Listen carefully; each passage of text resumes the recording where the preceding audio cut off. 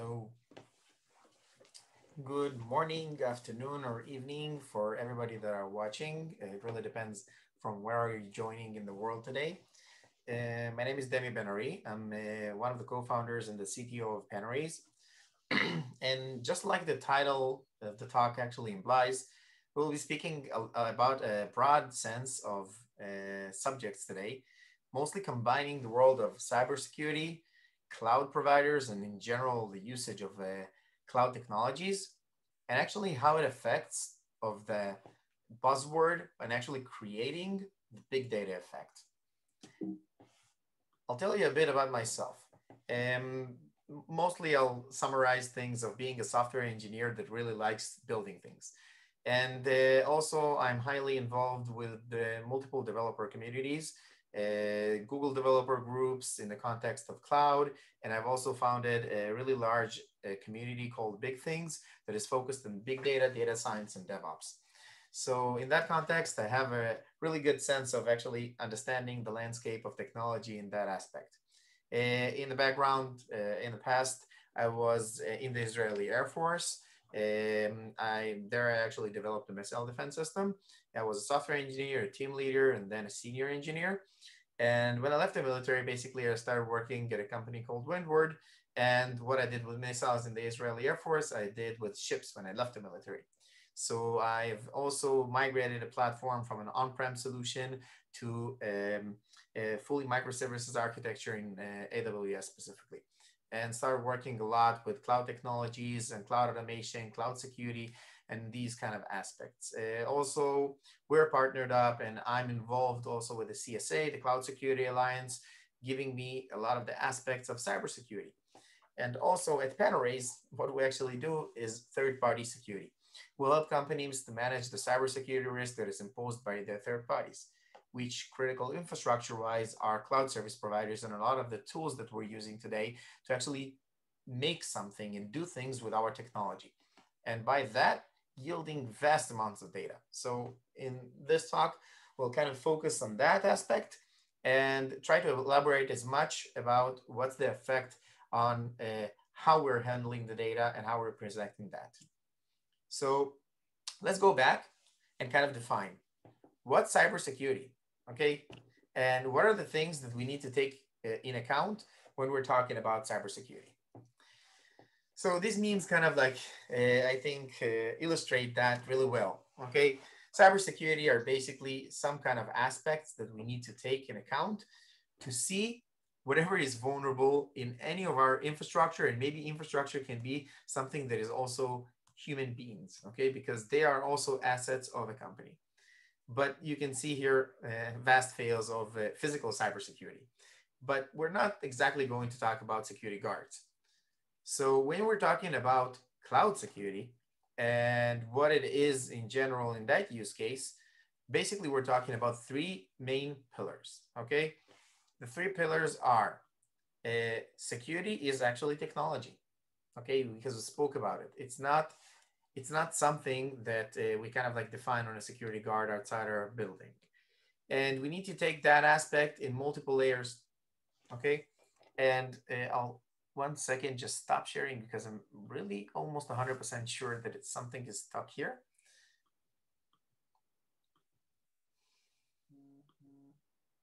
Okay, great. I think it will disappear right now. So in general, the technology aspect is really important, but not only that, it doesn't stop there. You need to take action to kind of secure yourself in the context of cybersecurity, and also to try to understand what are the actionable items that you can yield out of that to be able to be more secure. And of course, it's not a one-off. It's a process, okay? And in security, it actually incorporates in that a lot of the internal processes that rely on technology, and maybe different kind of policies, different responsibilities of people inside our organization. It can be my own digital security, but it can be something of my company, which actually like also matter. Okay, cool. So going forward, let's again define what is the cloud, okay? Because this is also important. And basically, if it boils down to that and we drill down to the bits and bytes, the cloud is actually somebody else's computer. That we look at it on something that is fully scalable, and we can actually do things that are super elastic, and we don't need to worry about how do you allocate computers, etc. Somebody actually does that heavy lifting for us. So basically think of it that in the context of flexibility and all of the benefits that we can gain from the cloud, we also get some kind of infrastructure that somebody else manages the cybersecurity aspect out of it. And here comes also the shared responsibility principle that cloud service providers today give us. Again, if we simplify that, they basically say, we give you a lot of the tools to do good cybersecurity, and you just need to take advantage of that and not be stupid and actually like do a lot of misconfiguration in that context. So when we're speaking about cloud, in general, we think about large cloud service providers, right? Azure, AWS, Google Cloud. We look at these shiny data centers that actually people really like to even take walks at, not on COVID time today, because nobody actually goes anywhere. But also think of it that it's not that common actually like visiting a data center. Nobody has the access and authorization to do that. But again, it looks really cool. And then when we look about cloud technologies and cloud orchestration, we look at technologies like Kubernetes, okay? Again, they're agnostic to the cloud service provider that they're running at, but again, they give us a really high level abstraction over different kinds of aspects of software engineering that we would like to also take advantage of. So again, when speaking about the cloud and the cloud migration, people think I'm taking my own data center and moving a partial, maybe I don't know, even like all of it to somebody else's premise, that they actually take care of all of the heavy lifting and take care of all of the problematic auto-scaling things and how do you allocate a lot of things and keep high availability, etc. But again, think of it that we're kind of looking on a broader aspect of infrastructure. But it's not only that, because today, cloud is basically almost everything, okay? Look on all of the services that we might be actually using. And when I'm saying services, I mean SaaS services. They can be integrated to our cloud providers, but they can also be, self-sustained. I am sending logs to somebody else and they are analyzing that, okay? You can take as an example solutions like, I don't know, the cloud service provider providing us that with Google Logging or Amazon's CloudWatch, or you can look on providers like CoreLogics that actually hold all of our logs, okay? And metrics and all sorts of things. And again, do I care where they're running on their own data center, on their clouds? I would assume yes, I do care, okay, because of data privacy issues and a lot of things of how to keep the data and where to keep the data at. But it's not only that, reliability, right? I want a really highly available solution to actually handle all of these things. So this is also important to take into account when you're talking about the cloud, because again, looking on ourselves as developers, as software engineers, it's really easy to kind of understand what are the tool sets that we're using right now, right? All of these things are developer tools, and basically talking about CI/CD pipelines and how do you actually facilitate that and how you keep your production environment. Production engineering is important, right? DevSecOps, etc. But it's not only that, because today, because today the cloud is actually all of the SaaS providers that we're also holding, and we'll talk about it in future slides. Okay, so talking about cybersecurity, right? We need to look on a company and try to understand at least like what are the things that we're trying to keep. Because when you're talking about cybersecurity, you're talking about a lot of aspects and a lot of layers, and we need to understand that to kind of create different kinds of cybersecurity solutions, right? Solutions to problems, of course. So first of all, let's look on the left side of the screen and look about the assets that we're trying to keep. Again, trying to keep safe, of course. Different kinds of files, right? Things that I might be storing on my Google Cloud, or maybe even like a G Suite Enterprise, which is called today Workspace. Different kinds of access rights to all of these things, right? Identities are really important because we need to know who touches what and who actually handles what type of information. IP, intellectual property. We need to to understand what's important to the company, right? We spoke about data privacy, how you facilitate the data and how you keep that, and what type of data you're keeping and why. And also content, different kinds of pieces of content that we're distributing across the world. These are the things, the crown jewels that I might be wanting to keep safe. This is cool. But then we look on whatever we're protecting that with, right? Different kinds of encryption, multi-factor authentication, patching, okay, HTTP filters, different kinds of firewalls, web application firewalls, encrypting things over transit, right? Really, really important to actually look at that. So these are kind of tools, okay, or at least like methods that we have as, I would say, security practitioners, software engineers to kind of keep our environment safe. This is cool. But we always need to look on what type of threats we're up against, right? And then we go to spying, adware, malware, different kinds of viruses, mass surveillance, maybe to kind of like take our information, adwares, exploit kits, and backdoors. Okay, these are all like frightening things on our infrastructure. But again, who? Who is going to actually do that? This is a good question that we have to ask ourselves. And these things are pretty evident. Who are the adversaries? Hackers, hacker groups, hacktivists, criminals, governments maybe. But again, it can be the stupidest thing. Our ex-partner that wants to get back at us. Colleagues, okay? Disgruntled employees, you call them. Law enforcement a lot of times want to put surveillance on us and actually like try to understand if they need to cut our business or not.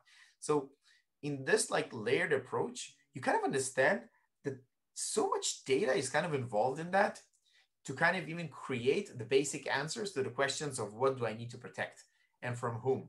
And then to kind of create these mitigation actions, to create discovery, to create detection, protection, and maybe even exfiltration, you need to gather all of that information to make better decisions, right? So how do you do that?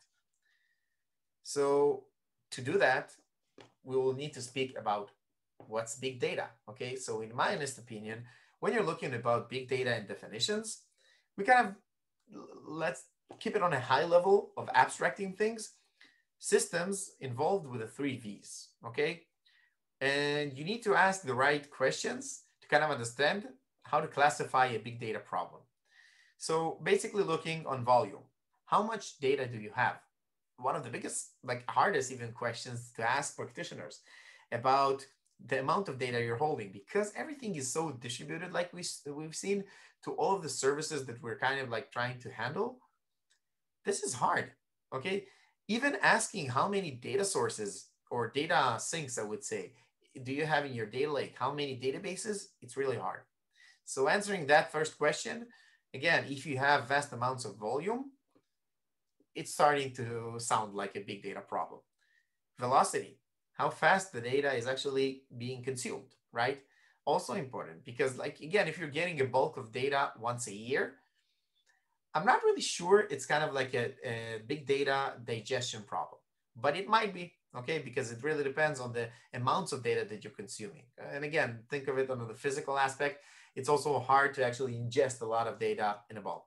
But again, think of it that if you're ingesting terabytes of data a day, sounds like something interesting, I would say.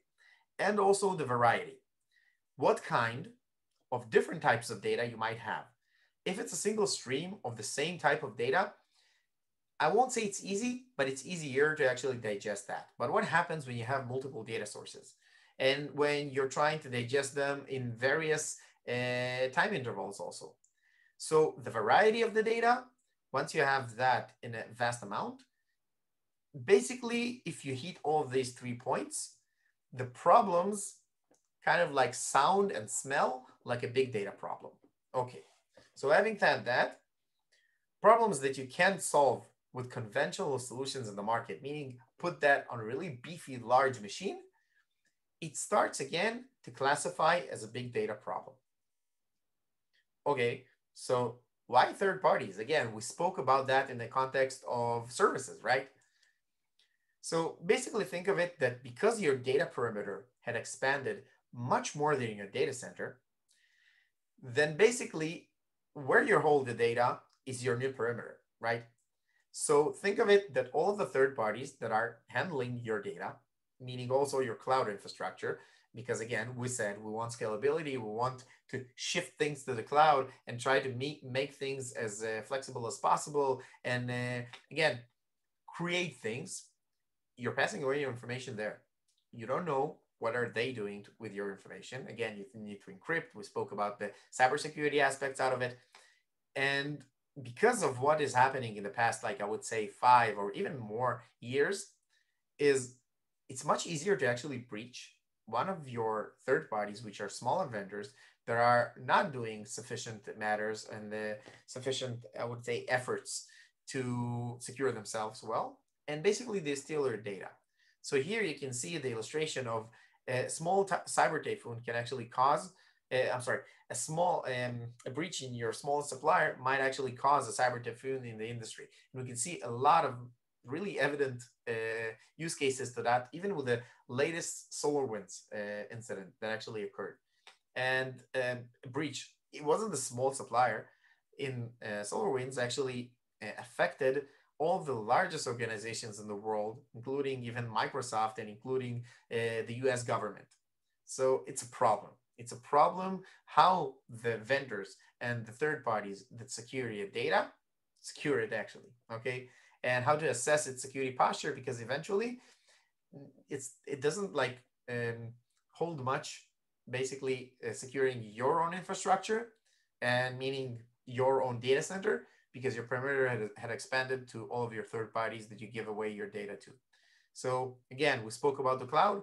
The enterprise uses a lot of enterprise software that is SaaS based, looking on Salesforce, Workday, ServiceNow, all of these like huge companies, again, really secure, right?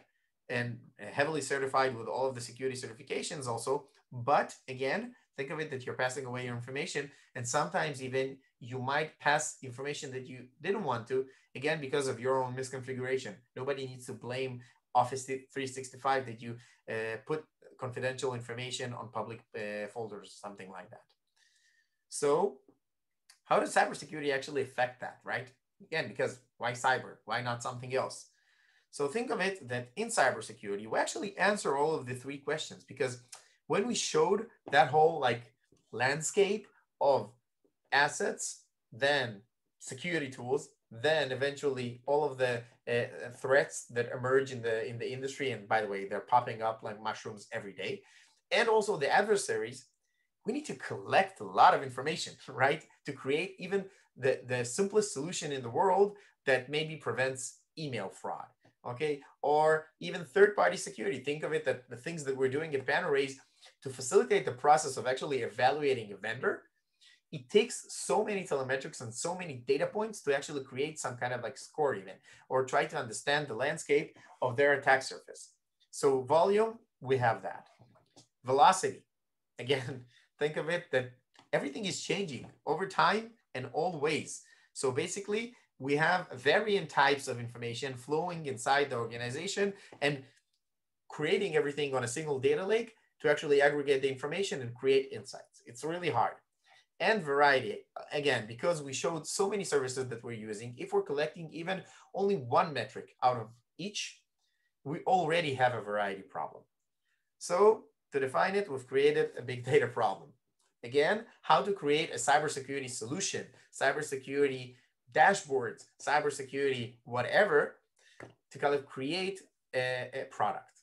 And today, this is straightforward, a big data problem. So different kinds of use cases and how we can actually like implement these things, and what types of products actually use these abilities of actually collecting a lot of metrics, putting that on a single centralized location. Maybe it's their own infrastructure or somebody else's infrastructure, and actually creating a solution that gives an answer to a question. So use cases, anomaly detection, trying to understand who is the single hacker that actually penetrated our environment and did something malicious and tried to exfiltrate data. Access prevention, right? We want to understand which are the entities, we talk about identities, which are the identities that are kind of like, I would say, known, okay, and possible to actually enter our infrastructure. If it's I don't know, think of it as a shopping website that needs to kind of create a portfolio of all of the malicious entities that try to steal from it, okay? And you need to prevent the access out of that. Different kinds of analysis and BI tools that kind of like provide us cool dashboards to try to understand at least what are the action items that we need to take. Think of it that, I don't know, a SOC, a Security Operations Center. He needs to aggregate so much data, and that entity needs to respond to security events in the organization. So for that, you need like super purified and filtered analytics because you're correlating so much information about your enterprise security. So to create a real like SOC solution, you need to aggregate a lot of data and you have a big data problem. So how does cyber create big data? And we spoke about all of the aspects and the things that you actually need to create. And all of the domains actually specified in the previous slide create tremendous amounts of data. And again, what's tremendous? Again, when I ask people how much data you have, the most straightforward answer in the beginning is a lot. Okay, and what a lot means. So let me scope that.